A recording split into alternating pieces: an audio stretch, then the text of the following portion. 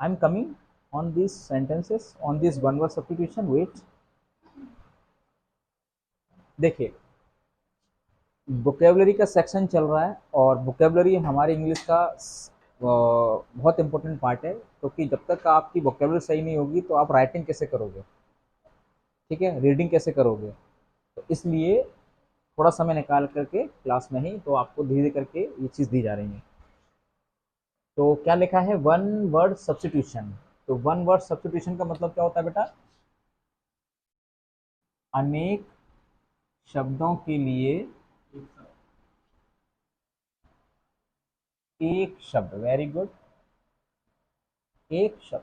बड़ा इंटरेस्टिंग है कि बहुत सारे शब्दों के लिए एक शब्द बनाया है, तो उसको हमें कैसे लिखना है। सबसे पहले, हु लैक्स ऑफ नॉलेज, जिसके अंदर ज्ञान की कमी होती है, जिसके अंदर नॉलेज नहीं होती, तो उसको क्या बोलेंगे, इग्नोरेंट। एक वर्ड होता है मेरे पास, इग्नोरेंट, तो इसको हिंदी में लिखते हो अज्ञानी। जिसको ज्ञान नहीं होता है, जिसको नॉलेज नहीं होती है, उसको इग्नोरेंट कहा जाता है। तभी तो उसको इग्नोर करते हैं, पता है यार, इग्नोर करो, है ना। तो उसी सेंस से बोला जाता है। नंबर दो, one who knows many languages. ठीक है, ऐसा व्यक्ति जिसको कई सारी भाषाएं आती हैं, नोट बाद में करना, पहले समझ लो। ऐसा व्यक्ति जो बहुत सारी भाषाओं का ज्ञाता हो, उसे कई सारी भाषाएं आती हो, तो उसके लिए बोलते हैं लिंग्विस्टिक। क्या बोलते हैं बेटा, लिंग्विस्टिक। बहुभाषी या बहुत अनेक भाषाओं का जानकार, अनेक भाषाओं का जानकार या बहुभाषी। समझ गए बच्चों, लिंग्विस्ट। नेक्स्ट है आपका, a room और building used for scientific experiment. एक ऐसा कमरा या फिर बिल्डिंग जो वैज्ञानिक परीक्षण के लिए प्रयोग में लाया जाता है, तो इसको बोलते हैं लेबोरेटरी। बिल्कुल सही जवाब, लेबोरेटरी। तो लेबोरेटरी को क्या बोलते हैं बेटा, प्रयोगशाला। क्या है इसका मतलब हिंदी में, प्रयोगशाला। प्रयोगशाला। आ गए मिस्टर प्रज्ञान, प्रयोगशाला। Number four, hand रिटिन matter. हाथ से लिखे हुए मैटर को क्या कहा जाएगा।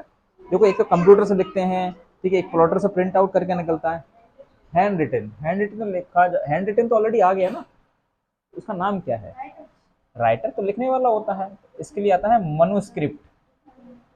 क्या बोलते हैं बेटा, मनुस्क्रिप्ट। आपने एसएसटी में पढ़ा होगा, मनुस्क्रिप्ट यानी हस्तलिपि। क्या बोलेंगे प्यारे बच्चों, हस्तलिपि। जो हाथ से लिखी हुई लिपि को हस्तलिपि कहते हैं। पहले देखा होगा ताम्रपत्र, हस्तलिपि, ये वही है, ठीक है। पेड़ों की छाल जो होती थी, जो पत्ते होते थे बड़े बड़े, उन पर लिखा जाता था, तो मनुस्क्रिप्ट होती थी। Person who is cause for suffer for a great cause.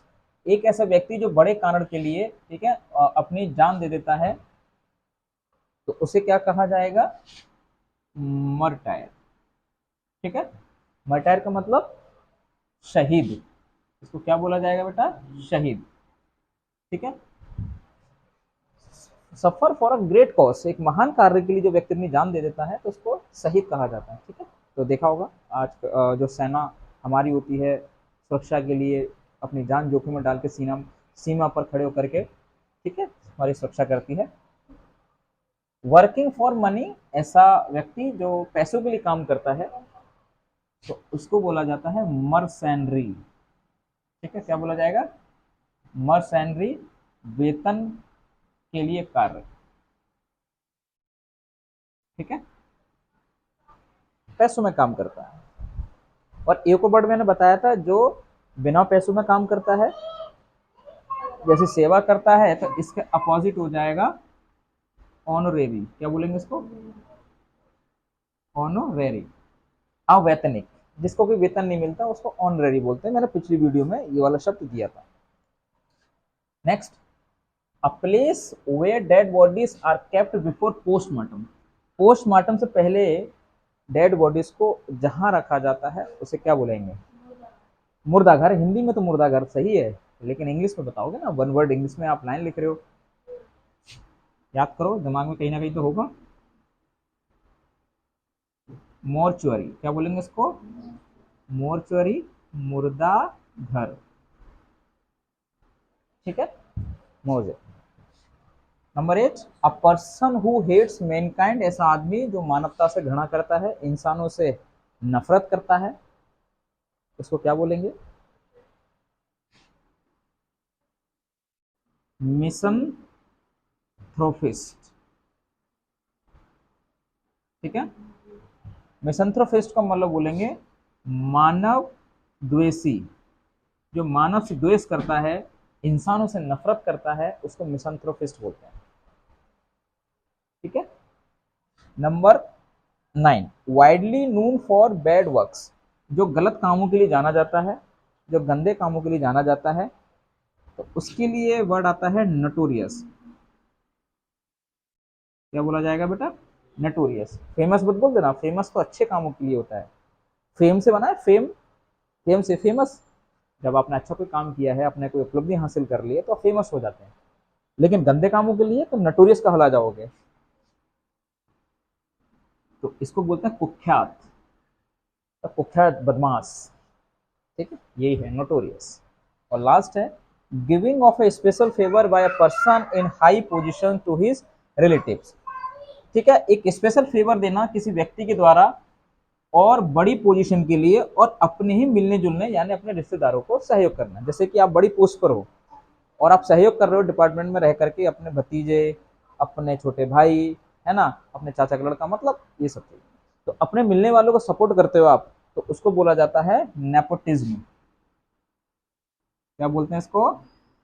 Nepotism, भाई भतीजा बात, भाई भतीजा बात, जो अपने लोगों का फेवर करते हैं किसी भी रैंक पर रह करके, तो उसके लिए यूज होता है नेपोटिज्म, ठीक है। ये हो गए